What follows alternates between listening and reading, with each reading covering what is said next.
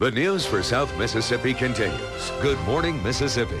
Well, the experts are predicting that today's 20-something generation will be one of the most debt-ridden generations since the Great Depression. In fact, the average college senior already carries almost $3,000 in credit card debt. Kind of frightening there. Fortunately, there are a few simple tips that can make the difference in helping young adults take control of their financial future. And joining us this morning is financial fitness coach Sanyika Calloway Boyce with more. Good morning, and thank you for joining us today.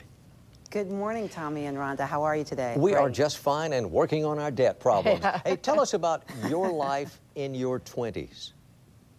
Oh, my goodness. Well, you know what? I actually lived like a college graduate in college, and I got to live like a college student when I graduated. I did everything right financially, everything right academically, I should say, and everything wrong financially when I was in college. And I mean, what is it? There's a lot of information out there. Why are these kids not getting it? I mean, they all hear these stories about how not to drive up your debt and end up in that money pit. Well, the reality is it's very tempting. I mean, it's very tempting. For me, it seemed like everybody was doing much better than I was doing, and I wanted to look like I was successful. I wanted to look like I was about to graduate from college and start a successful life. And for me, that looked like the clothes, that looked like having a certain image. And because of that, I just got swept up into it. 10 credit cards and $15,000 before I had even graduated. Wow, and bad credit can actually slow you down in getting a good job, I understand?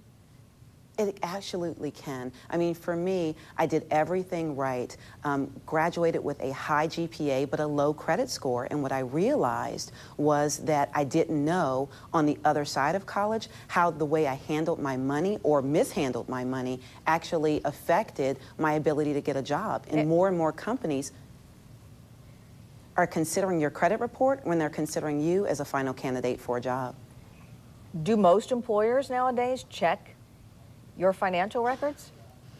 Absolutely. Actually, upwards of 70% of companies are doing some sort of background check, and most of those companies include a credit check just to really see what type of person am I about to hire, how do they handle their finances, so I can determine how they're going to handle their professional life as well. Tell us about the FICO score and how important that is.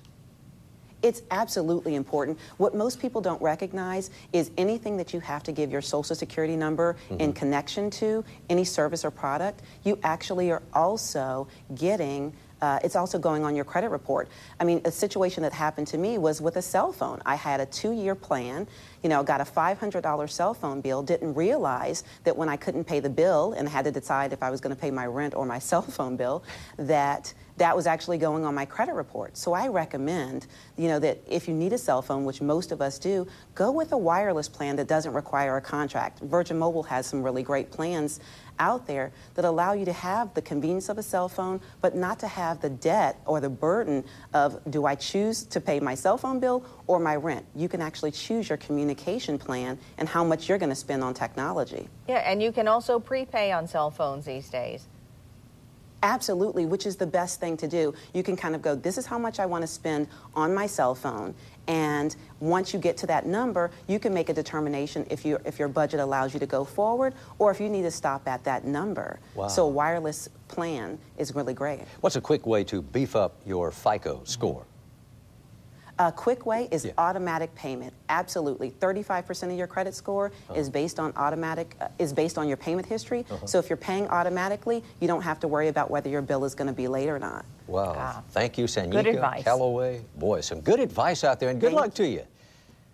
I appreciate that. Thank you. Thank you for joining us this morning.